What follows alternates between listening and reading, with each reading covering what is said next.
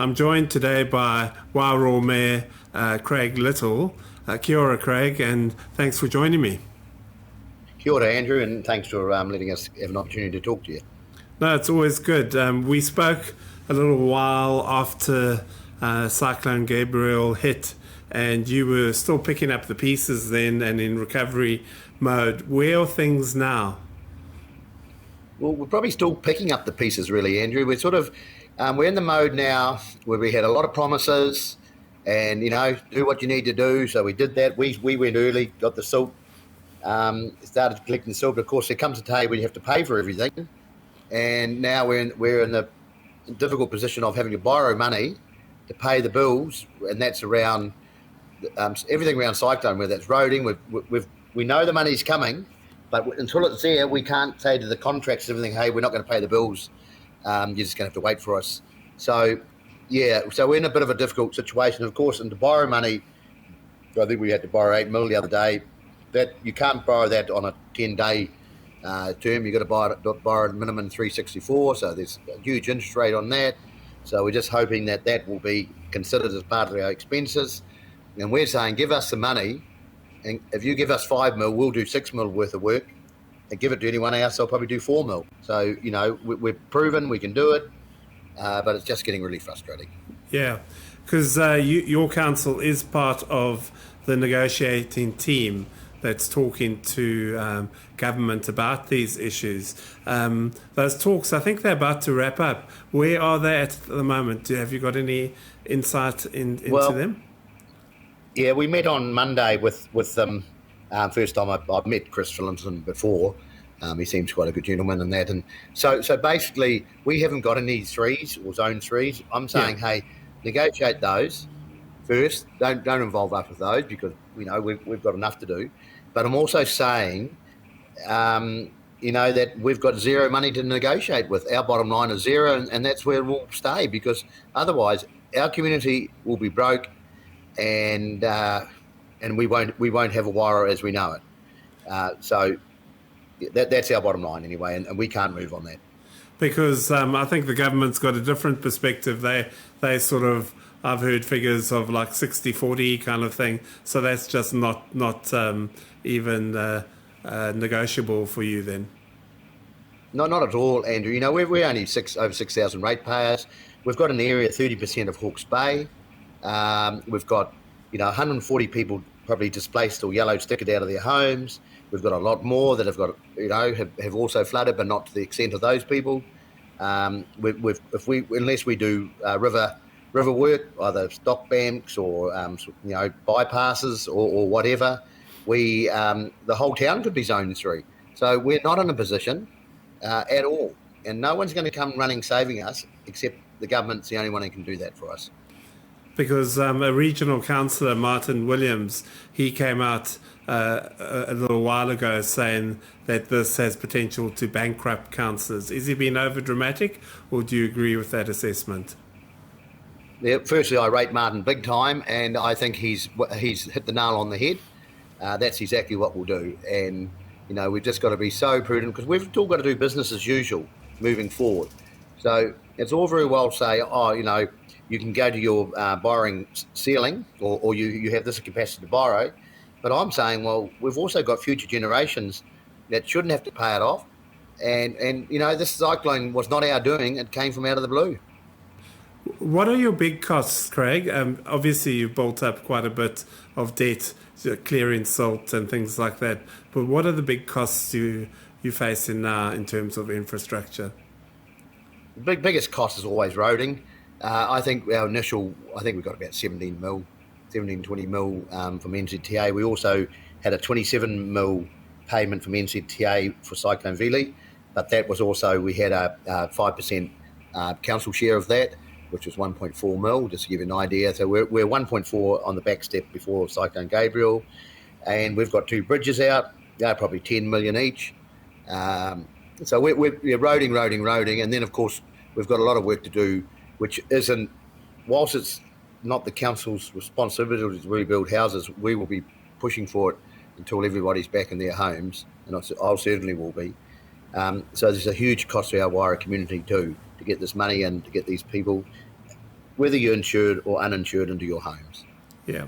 And it just we'll get on to the people and the houses, but just in terms of the roads. So is there clear access to and from Wairoa on both sides now? There is, but when we had that storm event the other night, they closed Napier Road, so that's how vulnerable we are at the moment, and Gisborne was looking like the same.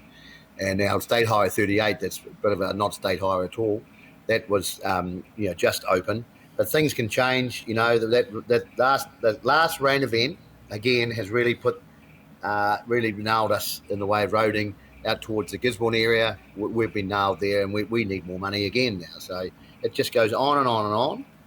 And this government, especially Kieran McAnulty, has said local government needs to be funded differently, because ratepayers certainly, they just can't afford it, to dump this up. We all pay taxes as well. So, and I know we're all under the pump everywhere we look, but we've just got to do something better so we can pay these bills.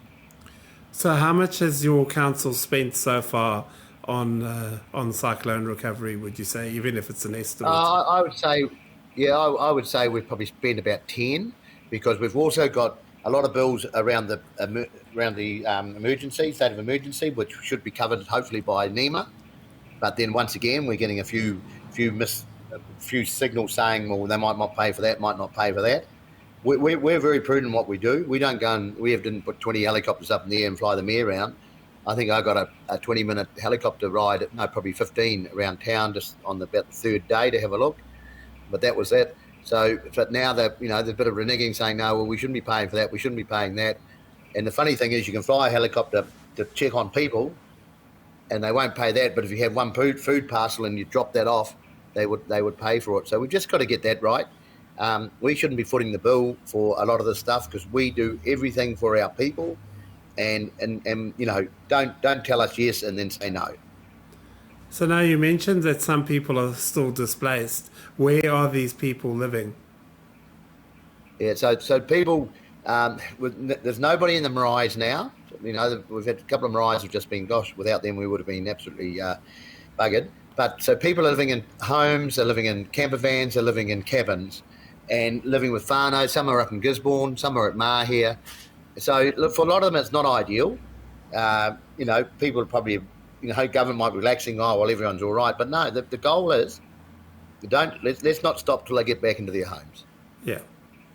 Yeah. And so you mentioned you don't have any level 3, so you've got level 1 and level 2, and probably most of the level 1 people are back in their homes, are they? Correct. Yeah. Yeah. And so, but I'm saying that, Andrew, I'm saying that a lot of them had their sheds completely munted, taken out, and water rights for everything under the house, which, whilst they're back in their homes, they still probably have to get the silt out eventually from underneath, but they're not as urgent as the ones that went through the homes. And what is the mood in Wairoa? Are people sort of getting back to normal, or is it still a heavy burden on them? No, there's a lot of people getting frustrated because they feel like, and I knew this would happen. Coming winter, it's getting cold.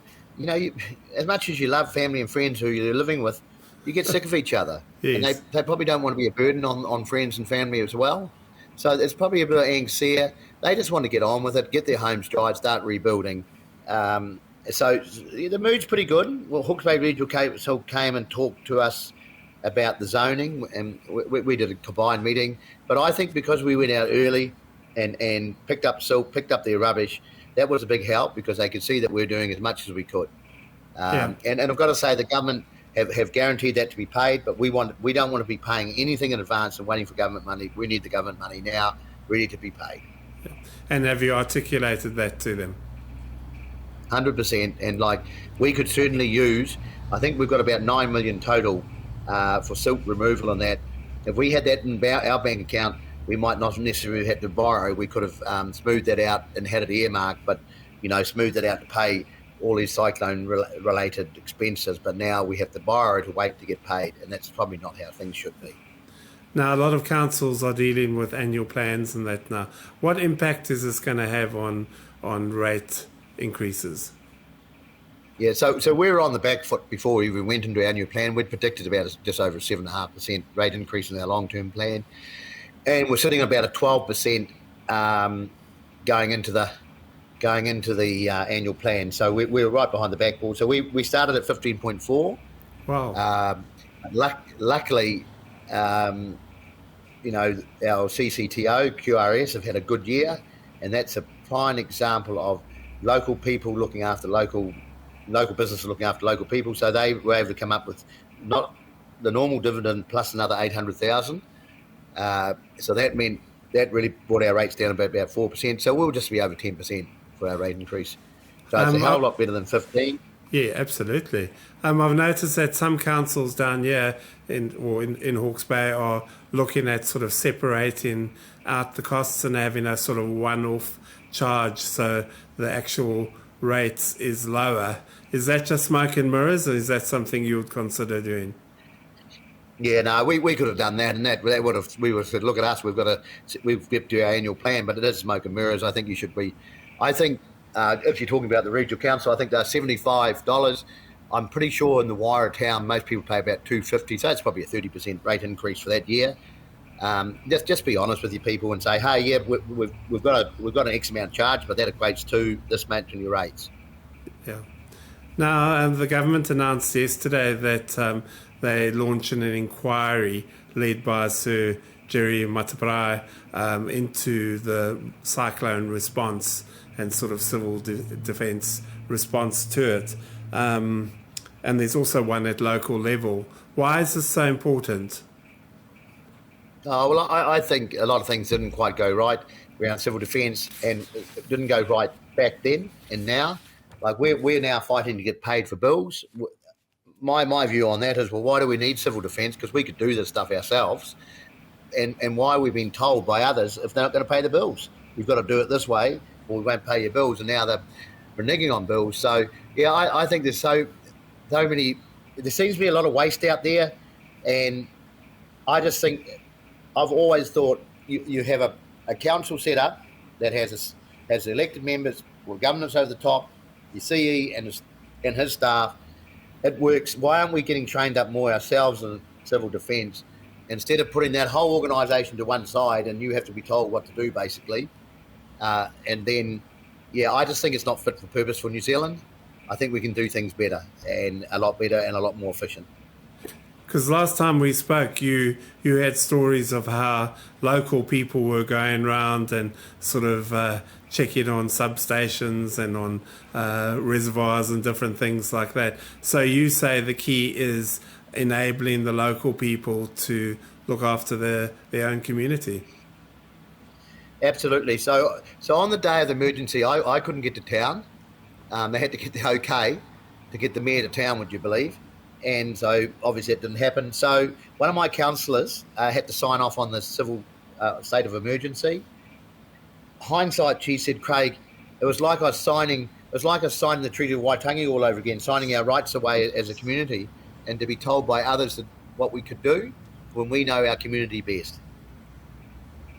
Yeah. So what are some of the things you think, apart from putting in local hands, that could be done better?